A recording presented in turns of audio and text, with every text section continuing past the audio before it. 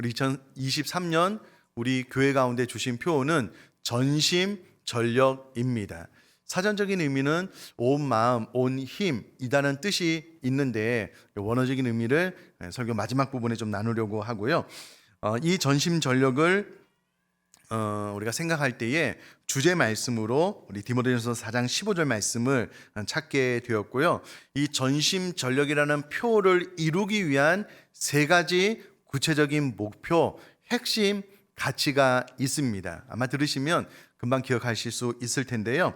우리 디모데전서 4장 15절에 있는 것처럼 믿음의 성수, 전심전력하여 올 한 해 우리 교회 모든 성도님들 공동체의 믿음이 성장하는 또 성숙해 되는 한 해가 되기를 원하는 마음으로요. 표를 이루기 위한 3대 목표 가운데 첫 번째가 믿음의 성숙입니다. 두 번째는 순회 활성화, 순교의 정착과 활성화를 전심전력해서 이뤄보자라는 것이고요. 세 번째는 교회의 부흥입니다. 단순히 숫자를 늘리기보다는 이제는 교회의 분립을 생각하는 교회의 부흥이 올해 우리가 이루기를 원하는 3대 목표입니다. 표가 너무 심플하고 간단해서 다 오해우실 수 있으시겠지만 그래도 저를 한번 따라서 해주시면 좋겠습니다. 전심전력. 한 번만 더요. 전심전력. 자다가도 벌떡 일어나서 표가 무엇입니까? 라고 하면 전심전력입니다. 이렇게 대답할 수 있도록 늘 이 표를 마음에 안고 올 한 해 우리가 힘있게 좀 달려갔으면 좋겠습니다. 자, 그러면 우리가 전심전력을 어느 곳으로, 어느 방향으로 흘러가게 할 것이냐라고 했을 때에 세 가지 목표가 있는데요. 앞서 말씀드렸다시피 믿음의 성숙을 위해서 전심전력을 해보자라는 것이고요. 순회 정착과 활성화를 위해서 또 교회의 부흥을 위해서 올 한 해 우리가 전심전력을 다해보자라는 내용입니다. 먼저 세 번째 목표인 교회의 부흥에 대해서 먼저 말씀을 좀 드리도록 하겠습니다.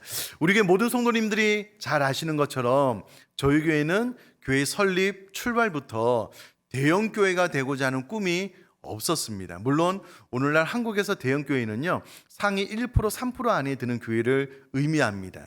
되기가 어렵지요. 그러나 우리 교회는 시작부터 이와 같은 대형 교회가 되기를 원하는 꿈이 없었고요. 정관에 정확하게 기록이 된 대로 출석 교회인 기준으로 청작년입니다. 출석 교회인 기준으로 500명이 되는 순간 교회는 교회의 분립을 준비해서 때가 되면 또 하나, 둘, 셋 분리하는 분립교회에 대한 꿈을 가지고 오늘 이곳까지 오게 되었습니다. 참 감사한 것은 이 목표가 지난 3년 전에 의정부 꿈 있는 교회를 분립함으로써 우리들의 꿈이 이루어지게 되었습니다. 교회가 설립된 이후로 만 14년 만에 이루어진 일인데요. 3년 전 이맘때에 교회가 분립되었을 때 하나님께서 우리에게 또 저에게 주신 그 감동과 감격을 지금도 잊을 수가 없습니다. 이와 같은 교회 분립교회의 꿈을 가능하면 좀 빠른 시간 안에 적어도 3년 안에 2026년도에는 좀 이뤄보자라는 의미를 담은 것이 교회의 부흥입니다. 사랑하는 성도님들, 이것이 어렵지 않은 이유가 무엇이냐면요. 현재 저희 교회 주일 청장년 참석 인원이 약 한 430여 명 정도 됩니다. 지난주에는 우리가 성탄주일이 또 주일이어서요. 약 한 480여 명 정도가 예배 참석하게 되었는데요. 평균 출석 인원이 한 430여 명 정도 됩니다. 그런데 각 가정에서 온라인으로 예배하는 가정 수가 65가정 정도 됩니다. 자, 그러면 평균 출석 인원 한 430여 명 가운데 65명이 올 한 해 현장 예배로 좀 나오고 플러스 우리가 열심히 전도해서요. 새 가족이 조금만 들어와도 500여 명의 예배 참석 인원 달성은 그렇게 어렵고 힘든 목표가 아닙니다. 자, 그러면 출석 인원이 500명이 지나가면 정관에 의해서요. 우리가 분립교회를 준비할 수가 있는데 가능하면 그것이 올해부터 시작이 되면 좋겠는데 예산이 책정이 안 되었기 때문에요.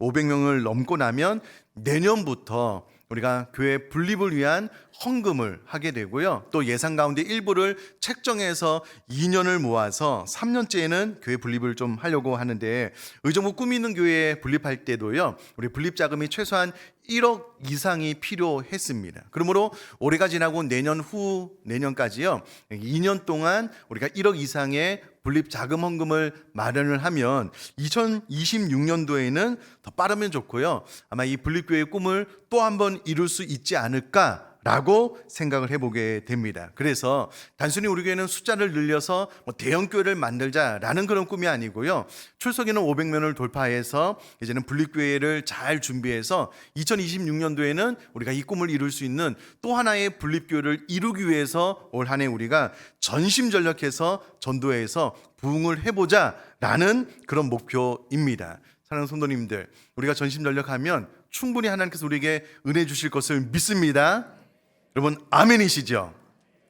자, 집에서 온라인으로 예배하시는 분들, 다음 주 현장으로 꼭 오실 수 있도록 제가 정말 정중하게 초청하고요, 또 여러분들이 현장으로 나온과 동시에 우리가 좀 전도를 해야 될 텐데, 우리가 작년에는 우리가 특별히 설교를 하거나 특별한 행사가 있을 때에 교회 필경대 위에 우리 전도 티슈 그리고 전도지를 두었는데요, 올 한 해는 다음 주부터 상시로 전도 티슈와 또 전도지를 필경대회에 둘 테니까 예배가 끝나고 나면은요, 너나 할 것 없이 많이 가져가지 마십시오. 딱 하나만, 전도지 하나, 전도 물티슈 하나, 딱 하나만 가져가셔서요, 그 주간에 기도하면서, 내가 모르는 사람도 상관이 없습니다. 꼭 필요한 곳에 두셔도 상관이 없고요, 그렇게 전도해서 올 한 해 부흥을 해서 분립교회의 꿈을 이뤄나갈 수 있는 저와 여러분 될 수 있기를 주님의 이름으로 부탁드립니다.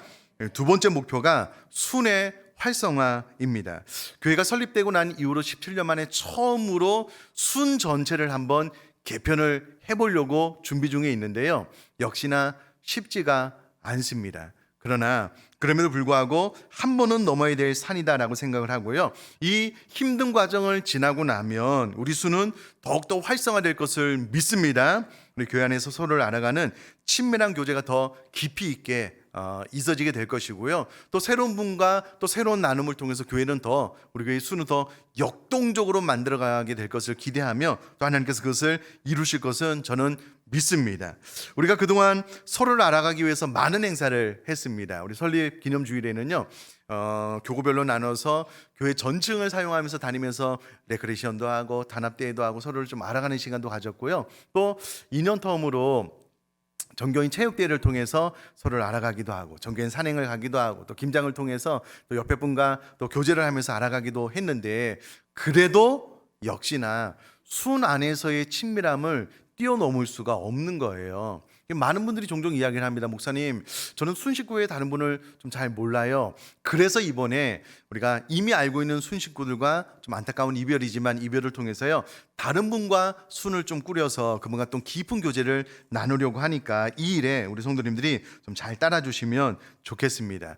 대부분의 우리 성도님들이 교회의 방향에 또 순장님들이 잘 순응해 주셔서 감사한데요, 그중에 어떤 분들은 우리 행복한 순의 해체는 절대 불가, 우리 순이 나눠지는 것은 절대 용납할 수 없습니다. 나의 요구사항은 반드시 관철되어야 됩니다. 이제 교구 사역자를 가끔 협박하시는 순을 너무나도 사랑하시는 사랑스러운 분들이 좀 몇 분 계셔요. 아마 순 편성이 되고 나면 100% 확실한 것은 우리 모든 성도님들이 원하는 만큼 그렇게 순 개편이 잘 되지 않을 겁니다. 아무리 고민하고 아무리 기도하고 아무리 잘 편성을 해도 내 마음에 100% 드는 순을 만드는 것은 불가능합니다. 어려울 거라고 생각을 하고요. 그렇다면 우리 성도님들 넓은 마음으로 좀 잘 양해를 해주시고요, 교회 방향에 이 목표에 좀 잘 따라주시기를 부탁을 드립니다. 간혹 교구 사역자 분들이 목사님 너무 힘들다고 자꾸 협박 전화가 와서 괴롭다고 그러시는데, 절대 그렇게 하지 마시고요, 좀 잘 따라주시기를 부탁을 드리고, 또 이것이 또 잘 정착이 되면은요, 또 다른 사람과 또 하나님께서 그분에게 주신 놀라운 은혜를 또 그분을 통해서 공급받음으로 내 신앙도 역동적으로 활력을 찾을 수가 있으니까 이 축제의 장에 기쁜 마음으로 동참을 해주셔서 올 한 해 동안 순이 잘 정착될 뿐만 아니라 활성화되는 일에 저희 여러분들이 적극적으로 마음 전심전력 해주시기를 제가 주님의 이름으로 부탁을 드립니다. 자, 오늘 나누고자 하는 핵심적인 말씀은 첫 번째, 믿음의 성수, 또 개인과 공동체의 신앙 성수, 믿음의 진보에 대한 부분입니다. 제가 개인적으로 참 존경하는 이도훈 목사님의 설교를 들어보면은요, 목사님이 이런 말씀을 하셨습니다. 가수 이상우 씨를 아실 텐데 청바지가 잘 어울리는 여자 이렇게 이런 노래를 부르신 분으로 제가 알고 있는데요. 이분이 자신의 아들 승훈이가 30개월이 지날 무렵부터 내 아이가 다른 아이들과 좀 다르다라는 것을 처음 알게 되셨답니다. 아빠라는 말을 잘 못하는 거예요. 어느 순간 잘 있다가 소리를 지르고 집 밖으로 뛰어나가는 이 아이를 보면서 뭔가 좀 다르다라는 생각을 하면서 지켜보았는데, 이 아이가 혼자 옷을 갈아입는 데만 만 6개월이 걸렸고요. 신발을 갈아 신는 것을 배우는데 만 5개월이 걸렸다라고 합니다. 결국은 발달 장애를 가진 아이로 판명이 되었는데요. 그럼 발달 장애라는 말은 정신이나 신체가 나이만큼 발달하지 않는 미숙한 상태를 일컫는 장애를 칭하는 표현입니다. 그리고 부모님들 가운데 이와 같은 자녀를 바라보는 아픔은 뭐라고 다 설명하기 어려운 고통이잖아요. 마땅히 나이가 들어감에 있어서 그 신체도 정신도 잘 자라나야 되는데 정상적으로 잘 자라나지 않는 거예요. 이런 아이들을 바라보는 부모님의 마음이 얼마나 안타까우고 아픈지는 우리 모두가 잘 알고 있는 것 아니겠습니까? 그런데 영적 성숙의 성장의 과정에도 이와 같이 발달 장애를 겪고 있는 분들이 한국 교회에 너무 많은 겁니다. 이게 현실입니다. 사실입니다. 영적으로 성장해야 될 나이가 되었는데 성장하지 못하고 있는 성도들이 많은 거예요. 그러면 우리들의 하늘 아버지가 자녀인 우리를 바라볼 때 얼마나 마음이 가슴이 아프시겠냐고요. 이런 일들이 오늘날 비일비재하게 한국교회에 일어나고 있습니다. 여러분, 이동호 목사님의 말씀인데요, 한번 들어보셔요. 저는 개인적으로 한국교회가 많은 문제를 직면하고 있지만 가장 중요한 문제는 이 두 가지에서 파생된다라고 믿습니다. 하나는 소위 명목상의 그리스도인, 즉 이름만 교인이지 거듭남의 확신도 구원의 확신도 없이 교회만 출석하는 이들이 적지 않다는 것입니다. 그리고 둘째는 구원은 받았지만 전혀 영적으로 자라지 못한 미성숙한 교인들 혹은 육신적 크리스천들이 너무 많다는 것입니다. 이것이 바로 한국교회의 건강을 위협하는 요인이 되고 있는 것입니다. 너무나도 마음으로 동의가 되는 이동호 목사님의 말씀입니다. 근데 사랑하는 성도님들, 이와 같은 문제는요 21세기를 살고 있는 이 대한민국, 이 지구에만 있었던 일이 아닙니다. 이미 과거에 구약과 신약에 동일한 문제가 이미 과거에도 반복되고 있는 이유 때문에 히브리서 기자는 정확하게 히브리서 5장 12절에 이렇게 이야기를 해주고 있습니다. 한번 들어보셔요. 때가 오래되었으므로 너희가 마땅히 선생이 되었을 터인데 너희가 다시 하나님의 말씀의 초보에 대하여 누구에게서 가르침을 받아야 할 처지이니 단단한 음식은 못 먹고 젖이나 먹어야 할 자가 되었도다. 여러분, 무슨 말입니까? 신앙을 갖고 난 이후로 시간이 지나면 지날수록 하나님의 많은 말씀을 배우면서 자연스럽게 어린아이가 태어나서 성장하는 것처럼 성장이 되어서 이제는 영적으로 마땅히 다른 사람을 가르쳐야 되는 교사로서 다른 사람을 케어하고 양육하고 보호할 수 있는 교사까지 되어야 됨에도 불구하고 선생의 자리까지 나가야 됨에도 불구하고 전혀 자라나지 못하는 사람들이 많다는 거예요. 그래서 하나님의 말씀에 단단한 것을 먹지 못하고 젖이나 먹는 어린아이로서의 신앙생활을 유지하고 있는 이들이 많다는 거예요. 이게 왜 이렇게 되었는지 모르겠다는 겁니다. 여러분, 우리가 태어나서 시간이 지나면 이렇게 몸이 자라나잖아요. 정신이 자라나잖아요. 당연히 성장을 경험하게 되잖아요. 영적으로도 시간이 지나면 마땅히 다른 사람을 케어할 수 있는 선생의 위치까지 자라나야 됨에도 불구하고 적어도 히브리서 기자가 보기에는요 전혀 성장하지 않는 거예요. 자라나지 않는 겁니다. 영적으로 미숙아들이 너무나도 많은 거예요. 왜 이렇게 되었는지 모르겠다는 거예요. 그러므로 히브리서 11장에 믿음의 장을 통하여 믿음의 위대한 위인들을 소개하면서 우리들의 삶이 이와 같은 성장 성숙으로 자라나야 되는 것 아니냐라고 히브리서 기자가 히브리서를 통하여 도전하고 있는 것 아니겠습니까? 그렇다면 내가 내 자신을 좀 냉철하게 한번 바라보자고요. 여러분, 어린아이가 태어나서 점점 자라나서 유아기를 지나서 청소년기를 지나서 성인이 다 되는 것 아니겠습니까? 근데 어느 순간부터 나의 신앙이 어느 시점에 딱 멈춰 있는 거예요. 특별히 코로나 3년을 지내면서 신앙이 딱 정체되어 있는 거예요.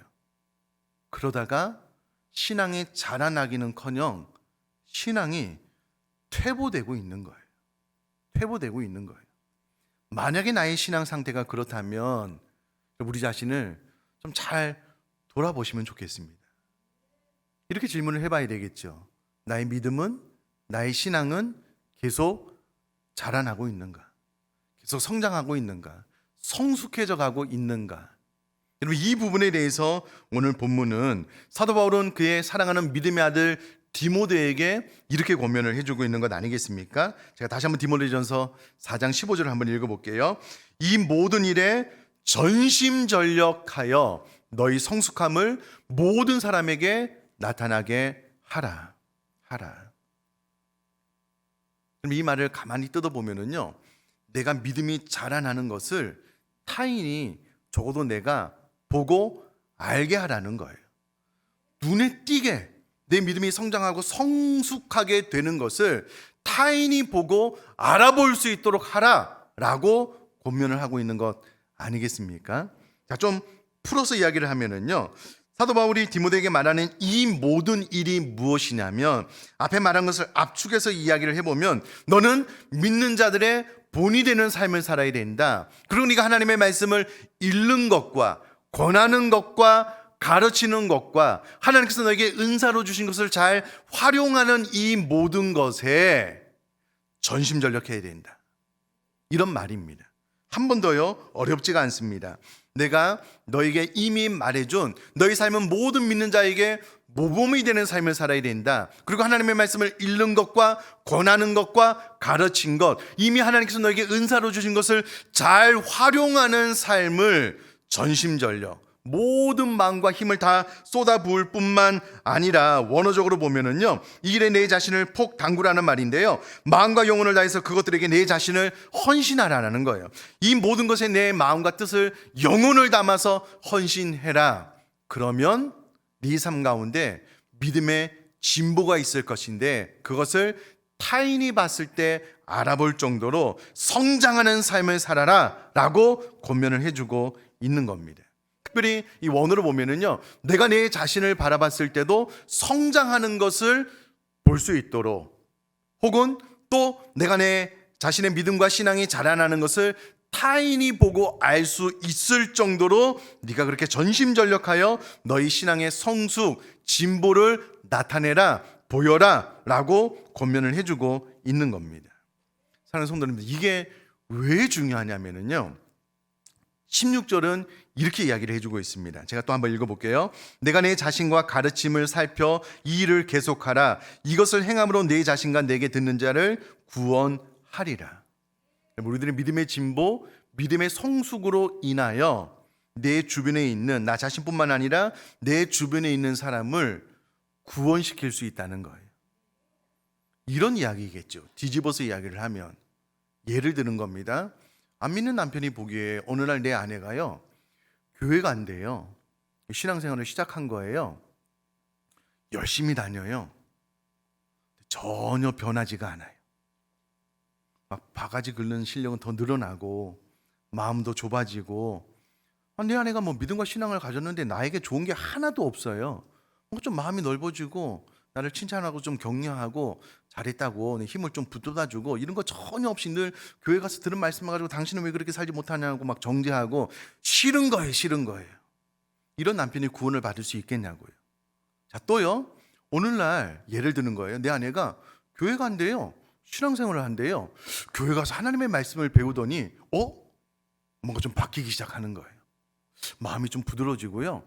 사랑이 조금씩 좀 생겨나는 것 같아요.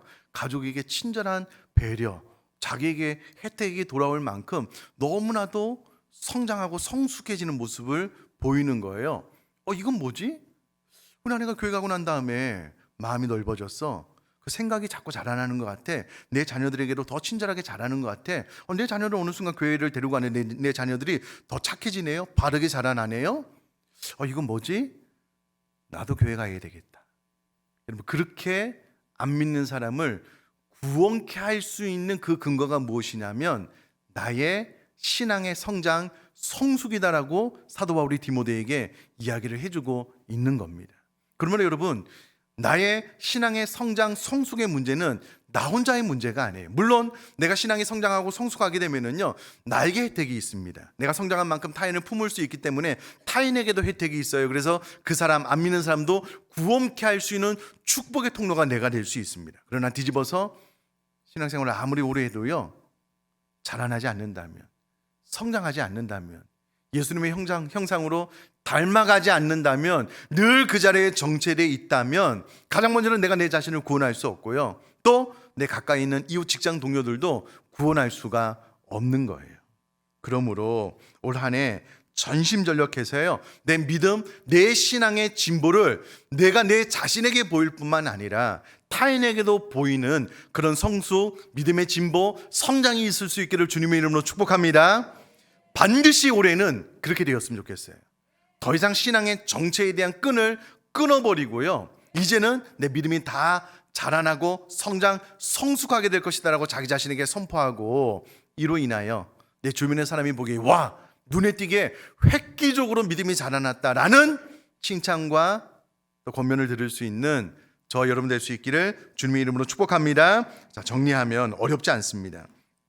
이미 디모데가 사도 바울에게 들은 믿는 자들에게 본이 되는 삶을 살기 위해서 전심전력하고요, 하나님의 말씀을 늘 읽기 위해서 전심전력하고, 또 이 하나님의 말씀을 권하는 거예요, 가르치는 일에 전심전력하고, 하나님께서 나에게 주신 재능과 은사를 100분 활용하기 위해서 전심전력하면은요, 믿음의 진보를 볼 수가 있다는 거예요. 신앙의 성장을 볼 수가 있다는 겁니다. 특별히 이것을 다른 사람들에게 나타낼 정도로 획기적인 성장을 네가 이루었으면 좋겠다. 그런 삶을 살아갈 때에 너 자신과 내 주변에 있는 사람을 구원시킬 수 있다라는 권면을 받아서 전심전력해서요, 믿음의 진보, 순의 활성화, 교회의 부흥, 이 세 가지 목표를 온전히 이룰 수 있는 저와 여러분 될 수 있기를 주님의 이름으로 축복합니다.